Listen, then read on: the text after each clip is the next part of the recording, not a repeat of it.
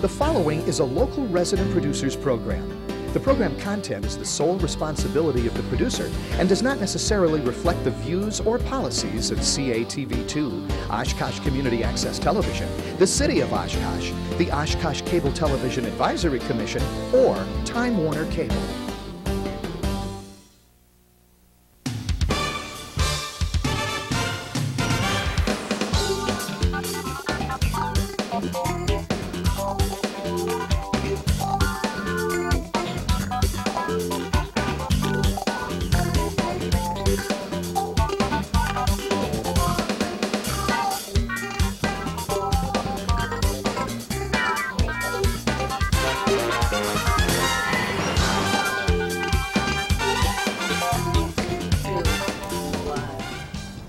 Hi everyone, welcome to another edition of Eye on Oshkosh. I'm Cheryl Hentz along with my co-host Tony Palmeri.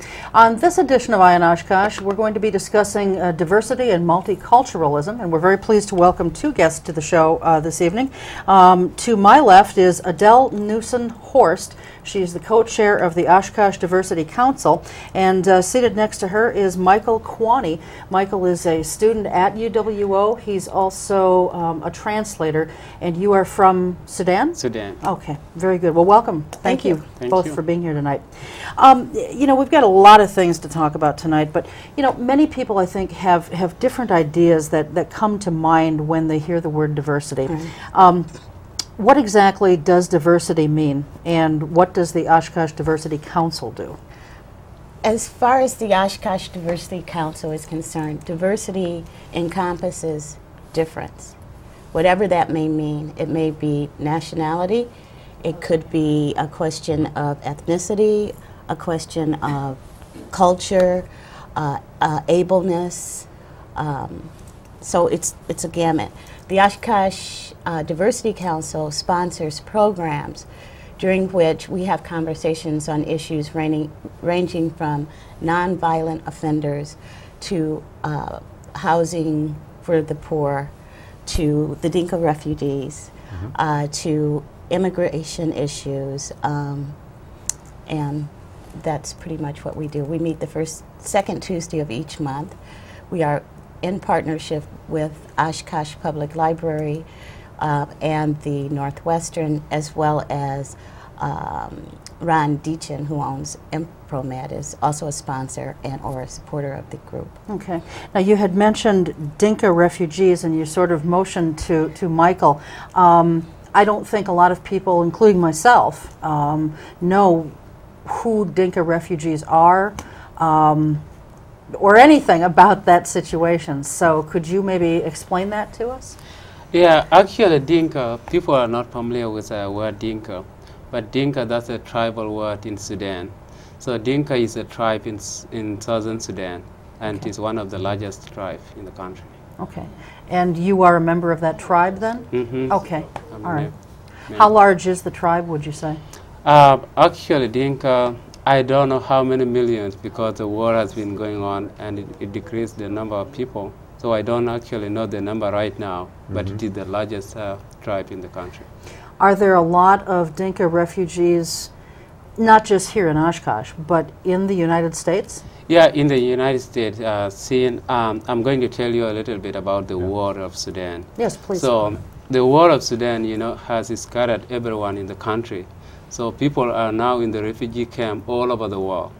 So right now here in the United States, I can say the group called the Lost Boys of Sudan. There are 4,000 lost boys, including people who came with their families, like the families that are here in Oshkosh. But lost boys, they were a group of young men who were traveling by themselves without their parents. Okay. So, so there's a lot of them. And when did you come to the United States? I came to the United States 3 years ago. It is almost 4 years now. Okay. So I will be 4 years in July 17. Right. So what was happening describe for us the conditions that were occurring that led to your coming to the U.S. Okay, that is a long story, but I'm going to tell you. So actually Sudan, it is a religious country, and it is a tribal country. So Sudan is split into two. There's South and North. So And they're South and North are different religions? yes. Okay. So Northern Sudan is mostly occupied by Muslim, All right. and Southern Sudan is mostly occupied by Christian. But the people who have power in the country were Muslim. So and they were not a Sudanese actually. So they were coming from Egypt as the traders, coming to Sudan. So from there, as you know, Sudan is Africa's largest country.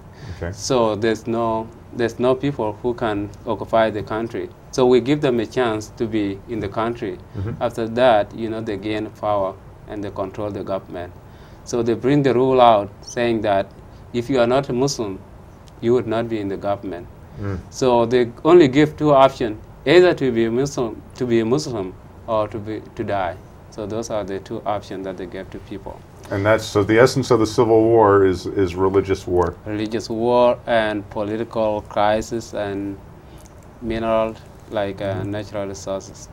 And the response of the world to this has been very unsatisfactory, is that correct? Actually, there's no one to be blamed for that, but for myself, I blame the United Nations. The United Nations. I blame the United Nations. Why?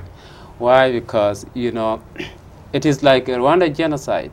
When Kofi Annan, he's the head of the UN, he didn't do anything.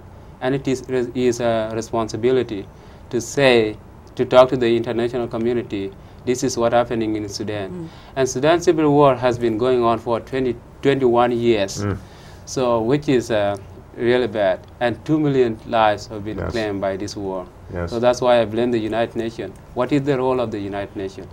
And now, Rwanda genocide also, it happened in 1994. That's why I blame the United Nations.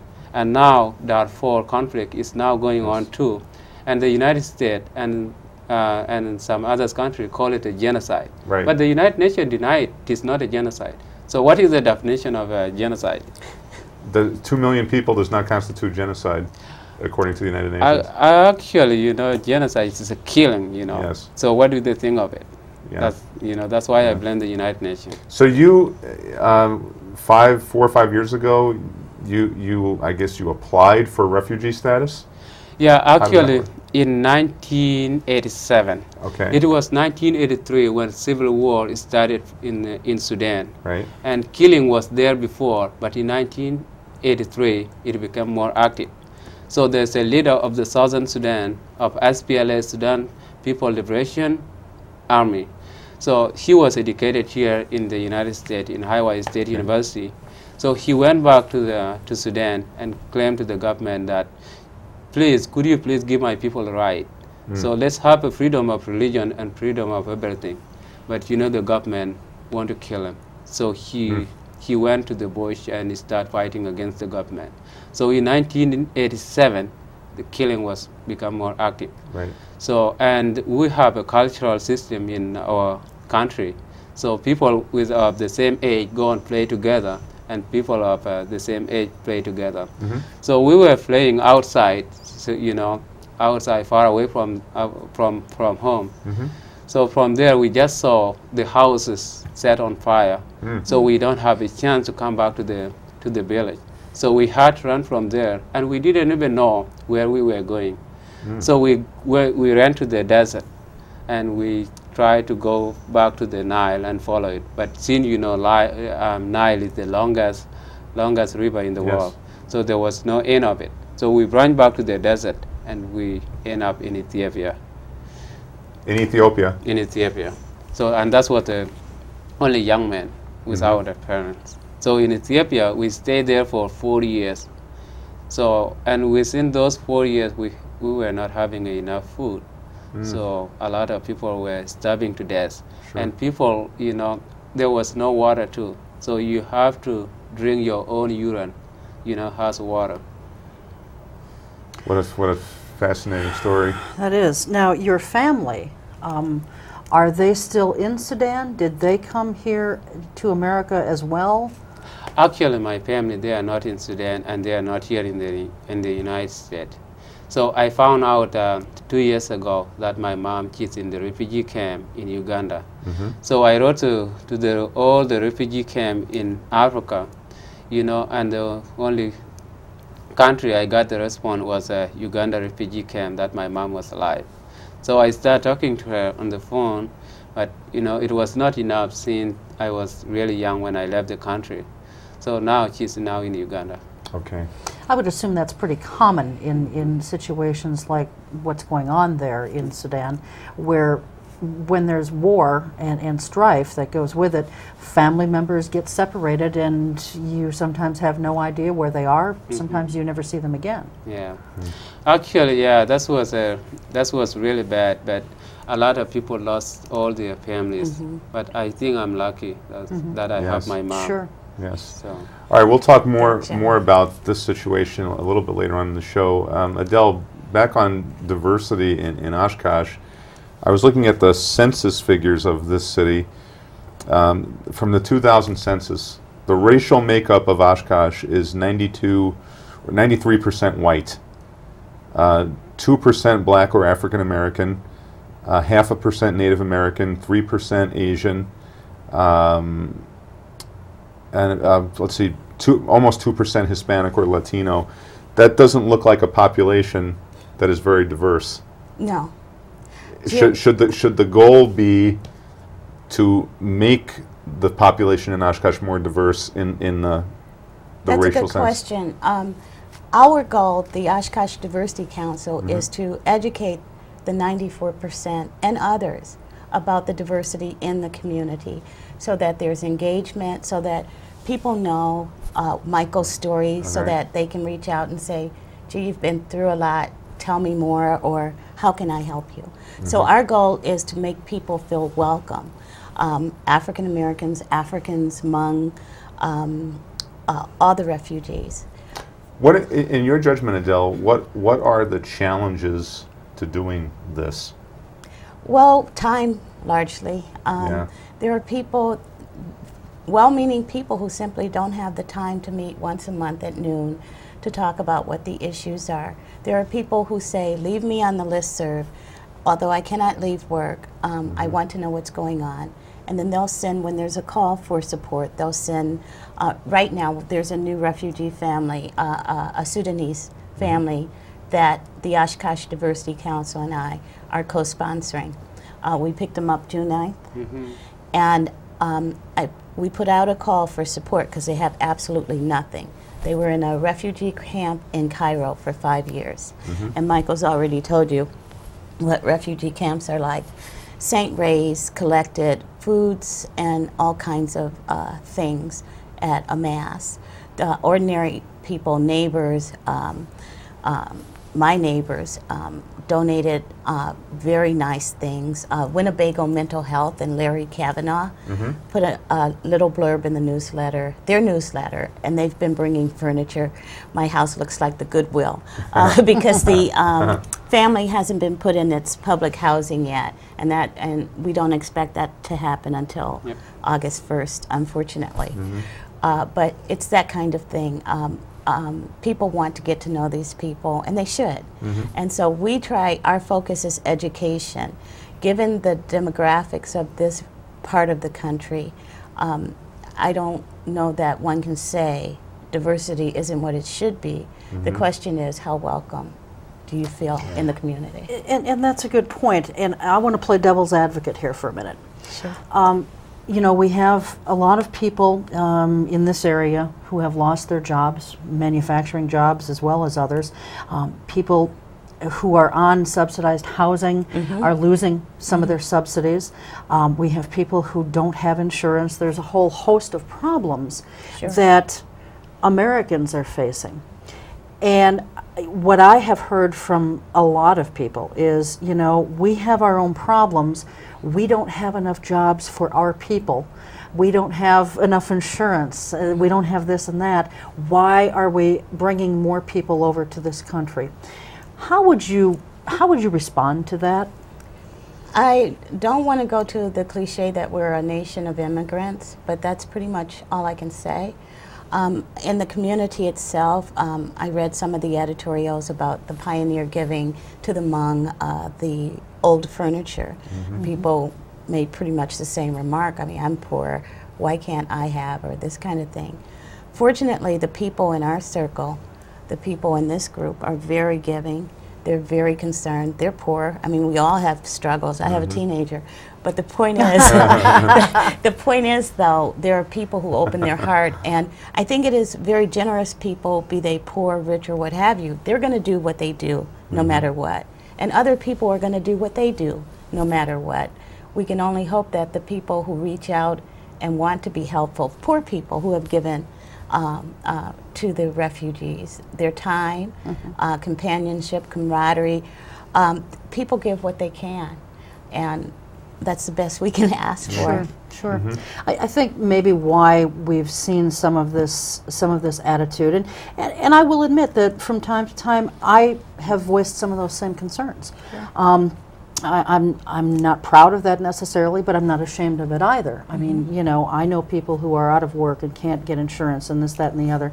And I think that far too often they feel disenfranchised by their own government because they can't get help in this place or another place. They're falling through the cracks, and yet refugees seem to be welcomed with open arms and are given every kind of benefit.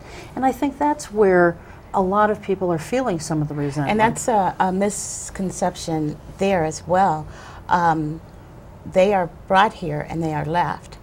And it is up to the community to say, you know, welcome.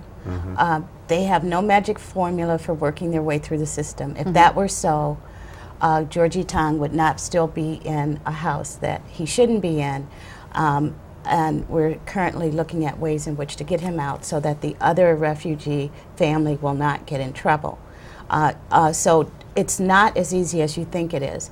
And so you do have volunteers who are trying to help, but there's no carte blanche here. And that's the misconception. That is not the way it works. I'm as frustrated as the next guy, and I know I can't navigate the system for myself. Imagine somebody coming in from a refugee camp who knows nothing about any number of gadgets in our society and or protocol. No, it doesn't. Well-meaning people have to step up and help out. Right. Well, the Statue of Liberty does say, "Give me your tired, your poor, your huddled masses yearning to breathe free," and we hope that the country still stands for that. But government doesn't really. In fact, what I find is that these are almost always volunteer efforts. Yeah. And that's a problem. I mean, for example, in local city council elections, when's the last time you heard any candidate asked about multiculturalism? It's been a long time. Yeah, the question is, isn't this a problem? I mean, the question doesn't come, it's almost as if government has no role in this. So it's thrown on the back of the churches and other volunteer organizations. There's really only so much they can do. Exactly. There's always a resource crisis, correct? Yes. I would say this. Again, it's well-meaning people who step up to the plate. I think that as a community, we ought to consider the fact that in all of the Fox cities, the only Dinka refugees are here in Oshkosh. Right. And so someone ought to be saying, how are they adjusting? What are their needs? And I talked to Jack Chang today, who is the Winnebago Area Mutual Assistance Association director. And he tells me that July, when is it? There's going to be August and late September, there's going to be a major movement of Hmong into the area from refugee camps. And we had a conversation about the Thailand camp closing down, and his thing is, I'm doing my best to help the people who are here and making them comfortable. And so while we all feel for what's going on in Thailand with the closing of the camp and the refugee camps in Egypt, because there's some pretty wicked experiences these people have had. We do what we can, and we hope that somebody listens and somebody hears and somebody thinks about maybe doing something. Now, I have to say Sue Panik is a really energetic and thoughtful person. And Sue being the executive director of the United Way. Right, and we have hosted, meaning the Oshkosh-Diversity Council, and Sue has called together agency representatives to make sure that the Sudanese are not falling through the cracks, that ADVOCAP is stepping up to the plate, that the Housing Authority, that the Literacy Council, that others are doing what they need to be doing to help settle them, because we don't want conflict. The more education you give a person who's not familiar with the culture, the more opportunities to learn how to be like your host culture, the more success you're going to have. My fear for all these groups is that they're going to somehow be introduced to the system because somebody doesn't understand a custom or a cultural kind of thing, and that's what my fear is. So that's why education is so important. Yes, yes. Michael, I'm going to ask this question in a very general way. I imagine coming to the United States, it must have been a very difficult adjustment at first. What were some of the major difficulties that you experienced when you first got here? You know, when I first came to the United States, even though I thought that I knew a little bit of English when I was in Africa, you know, it was not, because the English is my second language. So I have to learn and learn and learn and learn. And even now I'm still learning. So, and also snow was new to me, so coldness was a problem. So when I first came to America. And also, another thing is... yeah, right. Another thing is, when we came to America, we were given 3 to 4 months, and then you will be self-sufficient by your own. Yes. So from there, you know, we did a cultural orientation. I was not actually coming to Oshkosh, but I went to Georgia, Atlanta, Georgia. So we did a cultural orientation to teach us how is the life here in America.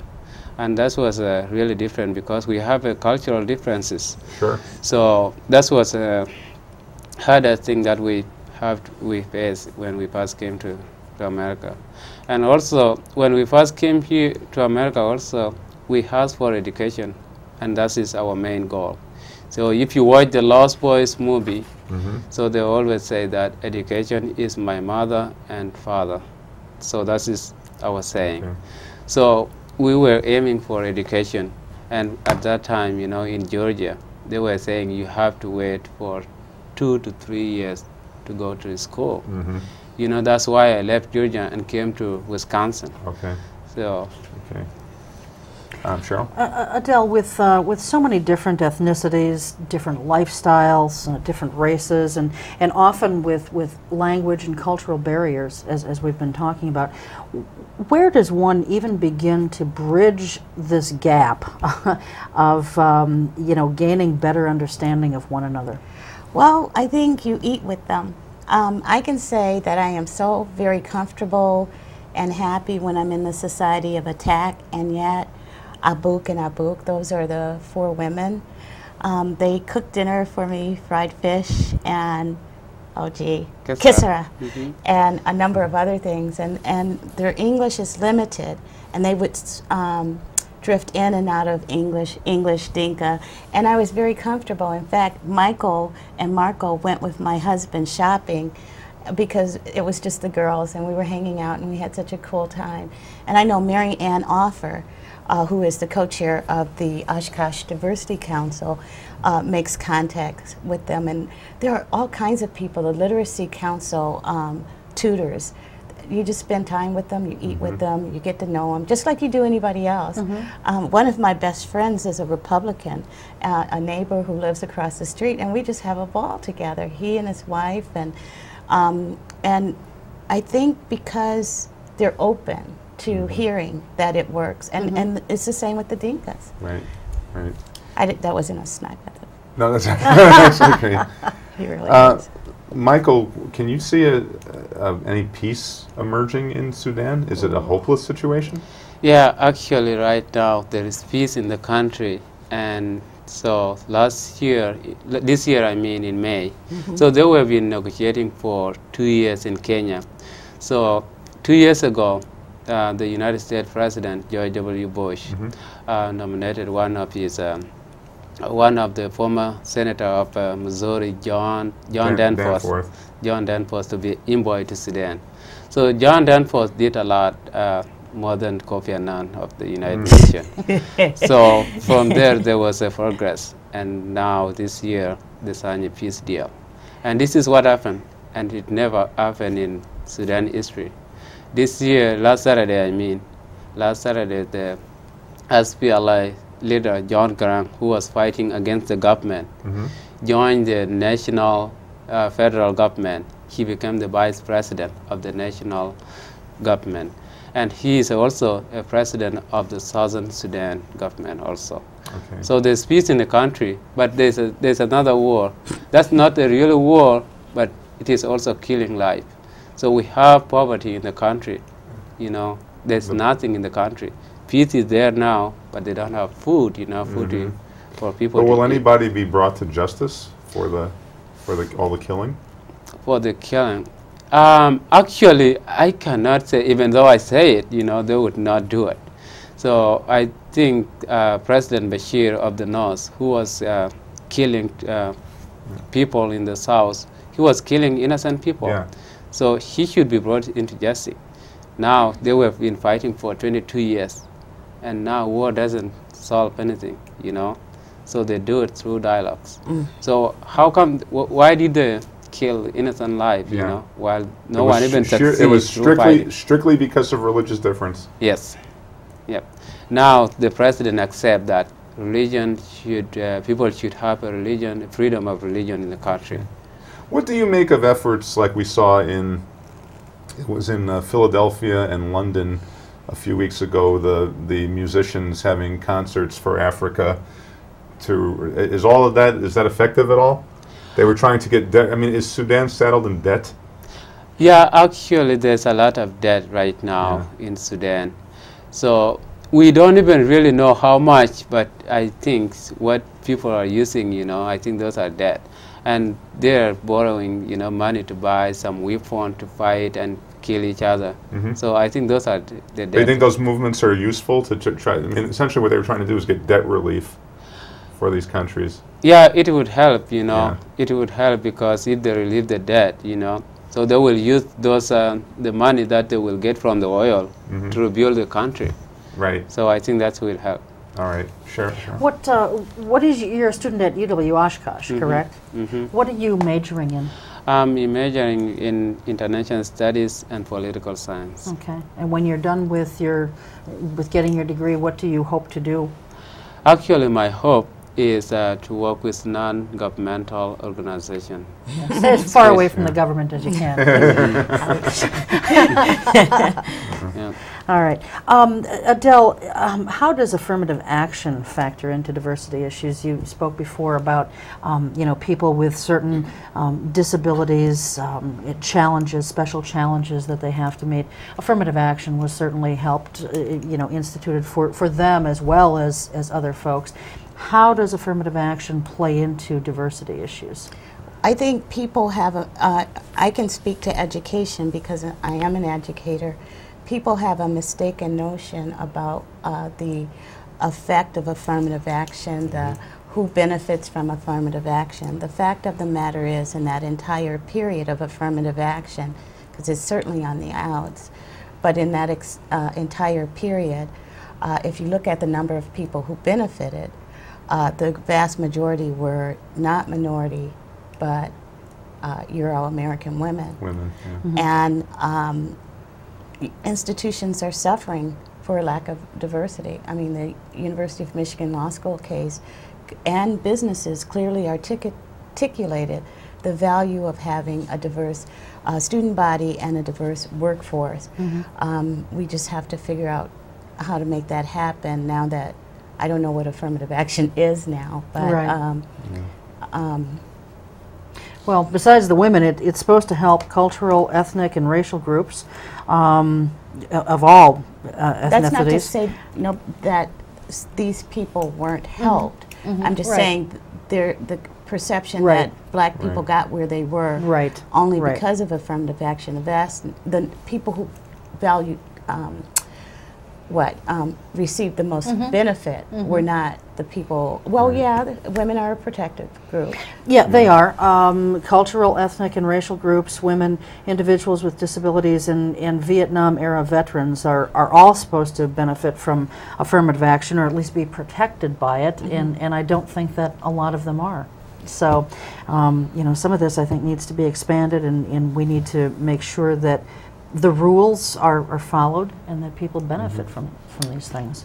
Adele, last year was the, as you know, was the 50th anniversary of the Brown versus Board of Ed decision. And that was the Supreme Court decision that essentially made illegal segregation in education. 50 years later, do you feel like the country's gone backwards, that we've become more segregated, especially in the last 10 to 15 years? I think, well, given the small minority population in Oshkosh, I don't think we're very segregated. A place like Atlanta, entirely segregated. People are segregated by neighborhoods now. So it's not the law that's doing it, it's the housing pattern. Certainly, and also minorities tend to be among the poorer groups, so they're not going to be in certain housing areas. I read somewhere that Sunday at 11 o'clock is the most segregated time in all of North America. And that is because our churches are segregated. So people are largely segregated, and that is the most segregated time in this country, 11 o'clock on Sunday. But wouldn't you agree that after Brown versus Board of Ed, there really was a great deal of energy and enthusiasm that we would have a highly integrated society? Sure. And what's your, I mean, this is a very big question, but what's your judgment as to what happened? I mean, where did things break down? I think things broke down when the cities began to break down. When people with the income to support education moved to the suburbs, leaving people who did not have the income and taking teachers, taking professional people out. I think that was the beginning, and the introduction of drugs like cocaine and into these communities, creating crack babies and 14-year-old mothers. And now I look at, for example, the black communities in urban areas, and what I see is a defeated people, a people with loathing, hence the violence against each other, a people who do not embrace education. It's all very sad. I think about it a lot. But how do we fix it? You know, I don't know that I know that, but I do know it's just like going on a reservation. Alcoholism, suicide rate. It feels like a people have given up, and it's very sad because we're losing some very good people to the byproduct of racism. Yeah, and I mean, lots of people, as you know, are being forced into military service because the jobs have left the community. The educational opportunities aren't there, and actually, for lots of people who join the military, if you ask them why they're there, I mean, some will say, I'm a patriot, I want to be there. Sure. But a growing number of people will say, it's the only place I can get job training. And that is a problem. Is we're just, our educational system really has broken down in our big cities. Yeah, I agree. And I don't see how we're going to have a just society as long as that remains. I would agree with that. Diversity issues certainly play a role in today's workplace, you know, especially in light of recent demographic shifts, globalization, anti-workplace discrimination laws. What help is available for employers to, you know, kind of help them get the skills that they need, so not only do they not get in trouble with the law, but that they can embrace diversity? That's a good question. Dory Wilner and Shelton, oh gee, I can't think of his surname, are going to develop a diversity training. And they have something, a pilot that we're going to merge. Walmart sent representatives to the Oshkosh Diversity Council who said, we have an initiative, we have this affirmative action plan, and in this region, our employees need to be trained. Can we help you? And they brought that to the Oshkosh Diversity Council. people can argue about Sam Walden, his ethics, Walmart, what have you. But the fact of the matter is the poorest of the poor will go in there because it's affordable. Right. And that there needs to be some kind of training. So we said, okay, we'll look into this. Dory Wilner's going to come on board with, is it CDET? It's at the university. Yes. And also Sheldon, who's a fellow at the library, and also members of the Oshkosh Diversity Council. And we're going to try to tailor it to the unique realities of this portion, this region. The Dinkas, the Guatemalans, the immigrants, the ex-offenders, because nonviolent offenders, because we are in a prison community. So let's figure out how we work with this. So that's, so that we should have off the ground before December. Okay. Yes. You did moderate, I think it was back in March, an Alternatives to Incarceration forum. What was that about? We think too many people have been introduced. It's Esther, which is Fox Valley Group, congregational-based organizing, and it has 3 missions, or 3 different focuses. One is nonviolent offenders, one is immigration issue, and the third is education, making education work. I belong to the Treatment Instead of Prison group with David Jones and a number of other people. And we believe that too many people have been introduced to the system, that too many people were wrongly introduced, that as Sheriff Brooks pointed out, you got to get at the root causes. You just can't lock people up. They lose their livelihood, they lose content. And these are nonviolent offenders. We're not talking about people who ought to be in jail, who aren't, I don't want to say redeemable, but if you can think of a synonym, that'll work. But these are people who need treatment. Right. Drug offenders. Yes, but nonviolent offenders. Right. And Carol Ross, the senator, has introduced a bill, or will shortly. Sheriff Brooks has talked about a program, as well as Judge Wold. And so I think more and more in Wisconsin, we're figuring out you can't just lock people up. The system can't bear it. We don't have the money to support what is it, averaging $35,000 a year, when your education is how much a year? It is 14,000 now. So, you know. And it is going up.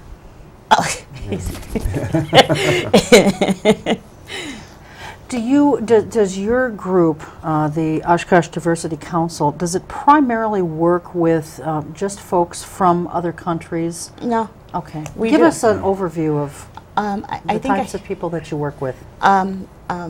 People with mental and cognitive disabilities, nonviolent offenders, the poor, all of the poor, immigration issues in the Fox Valley. We work with, what else do we do? There's a list over there. Well, we know, but talk to the audience. Okay, Tell them about it. all right. And so our idea is to educate people about what's going on, who's in their community. And so it's not limited to the Hmong and the Laotians and the Eastern Europeans. It's all about who we are in Oshkosh, and we're a lot of different people. So the focus is education. Okay. Yeah. Okay. Good. Michael, can you give, again, this is another very general question, give people a sense of the tribal culture that you came from and how it differs from the life of an average American that you've seen? I think most Americans cannot imagine what tribal culture is like, or was like for you. Yeah, there's, as I said before, that we have a cultural differences. Yeah. So Sudan is a tribal country, as I already said, but you know, here in America, we have different culture. In Sudan, you know, people based on cattle, cows, and people cultivate a lot, do agricultural things, which is different from here because we don't have equipment, you know, to cultivate. So we need to use our hand mostly. That's what we use for agriculture. So, and also we have a lot of dancing, which is different from here. So we do a traditional dancing. And also, in Dinka culture, people compose a song out of their cows or their bulls, you know, and that is a... Compose songs, you said? Mm-hmm. Okay. So if you have a nice bull, you will compose a song, and you know, so... Yeah. So what about the family relationships? I mean, in the United States, and I think this is sad, when people get old, they're pretty much ignored.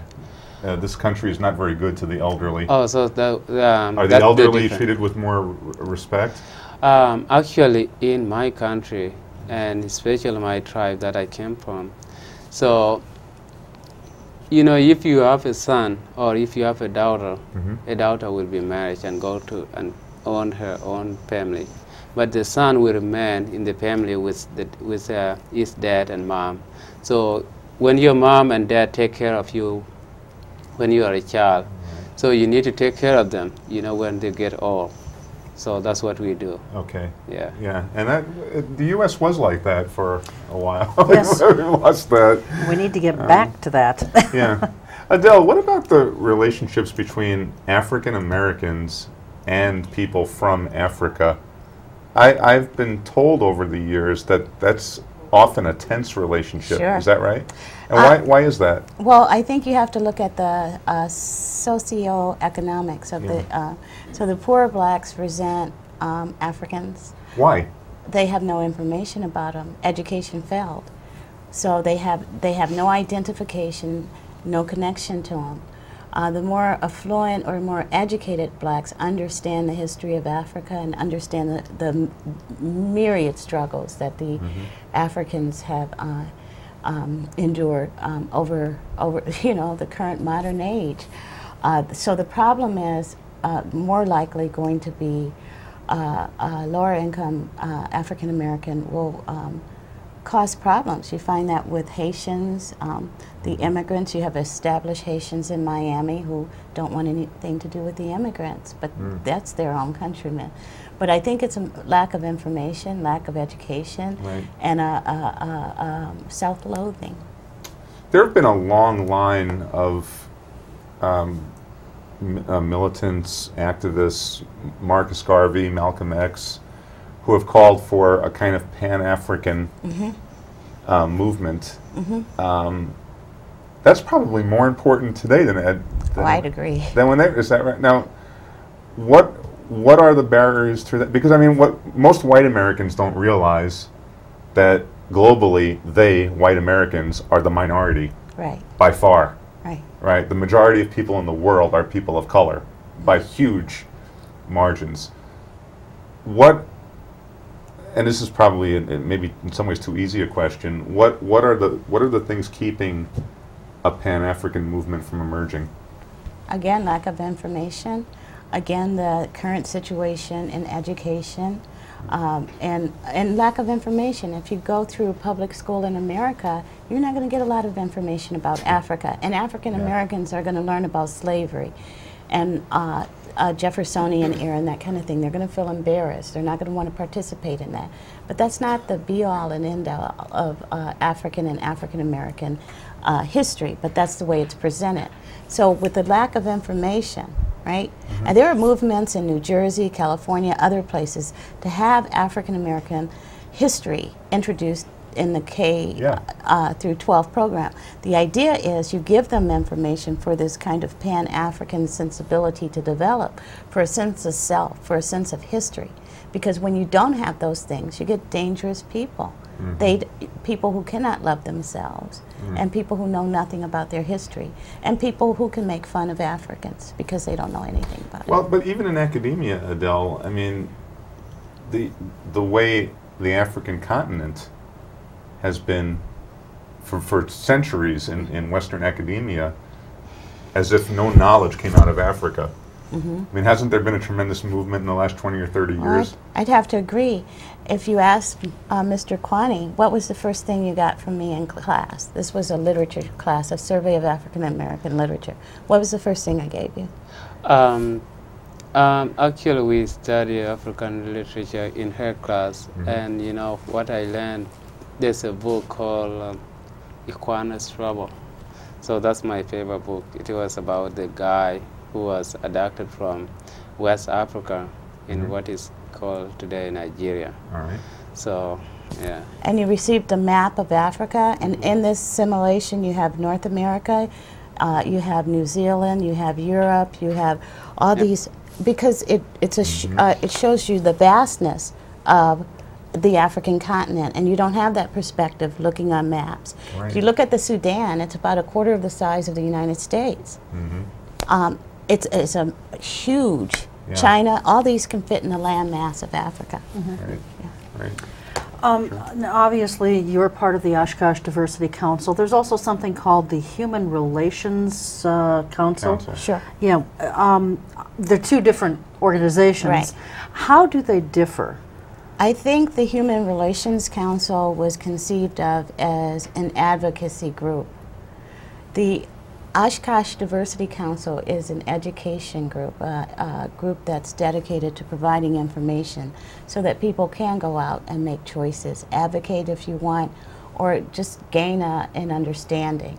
So that's principally the difference. Okay, so they're both sort of working within the same sort of areas, but one providing information, the other serving as an advocate and trying to assist people in that way. That's my understanding. Okay.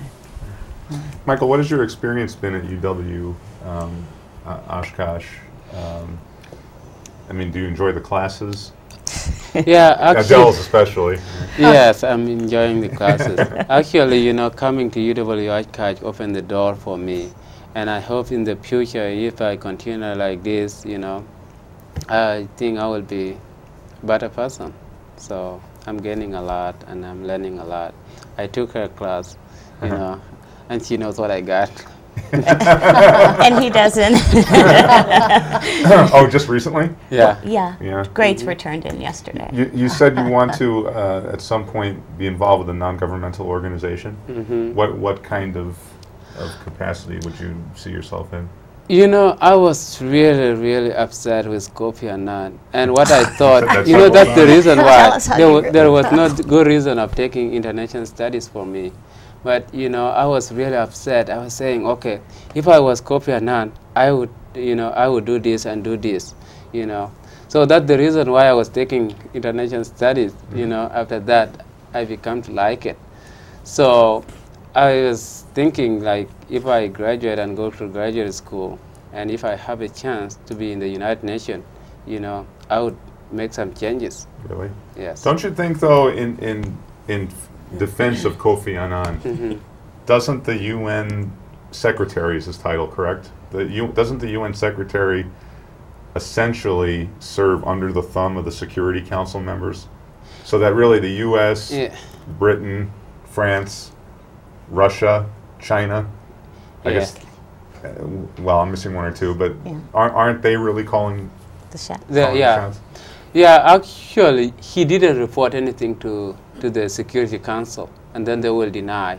So the Security Council can veto something reported to them, but there's nothing reported to them. What do you think was the, why? What was the problem? Why was he not doing this? I cannot say, you know, I don't have a good reason to say this is why, but, you know, I can say that's a part of failure.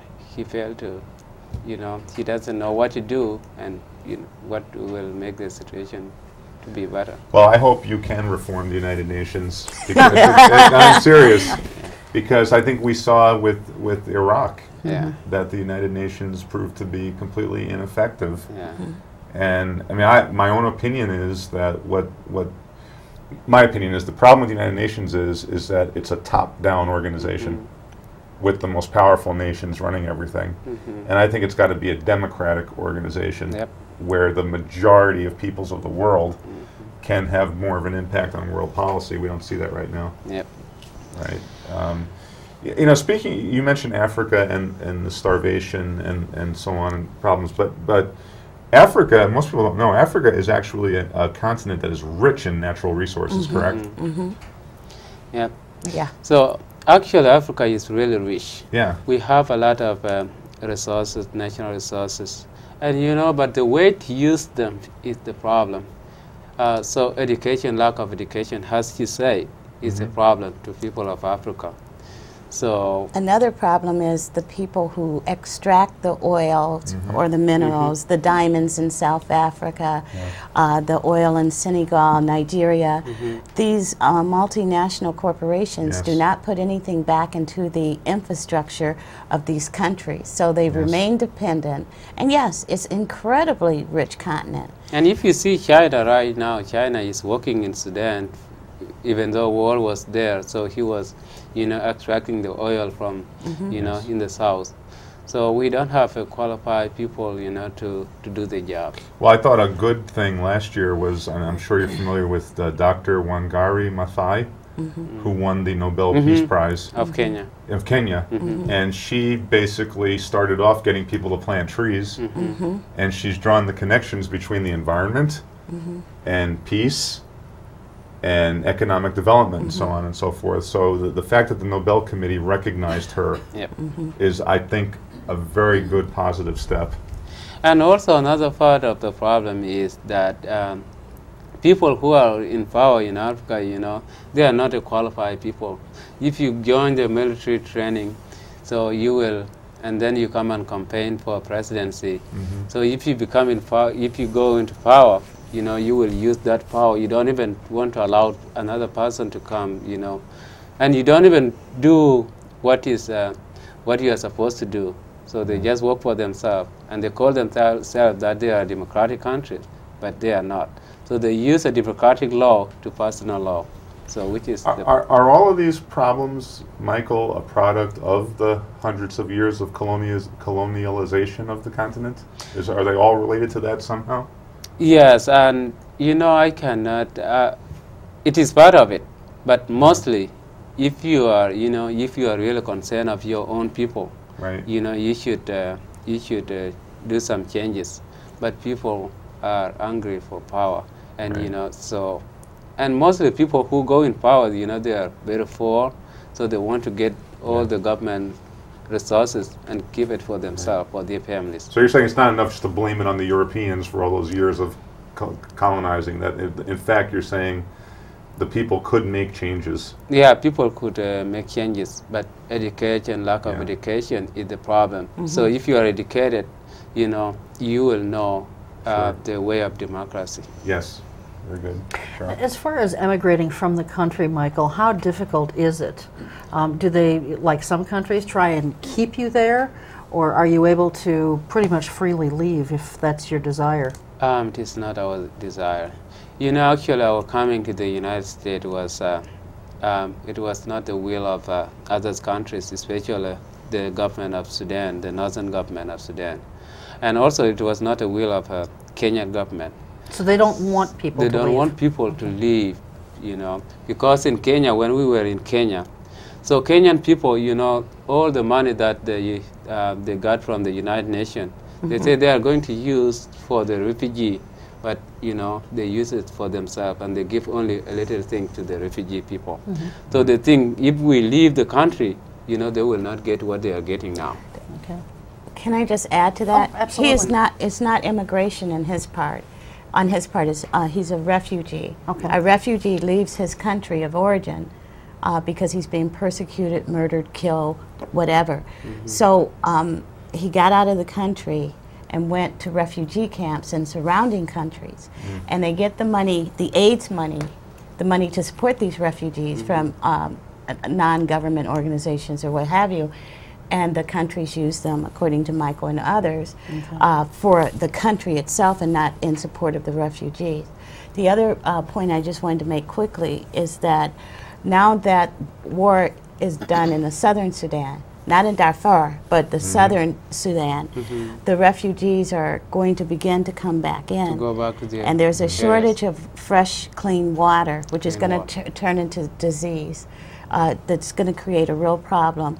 They have to begin to build the wells for the clean water, because every major disease, with the exception of AIDS, that's plaguing Africa is a result of bad water, of poor water, the microbes in the water. Yeah, there are three things that are facing the countries, the continent of Africa, especially Sudan. one is clean water. You know, they don't have a clean water. So they get water from the River Nile, and those are not clean water. And also, health care is a problem. People are dying every now and then. So if you go to the refugee camp, you know, and you see how many people die a day, you know, you cannot imagine. Also, education. So education, people are lacking education. They don't have any access to education. And that's, you know, and that's why I'm really worried about people back in Sudan. Women are being contained not to go to school, but now we have a democratic government right now, but they don't have any school that they can go to.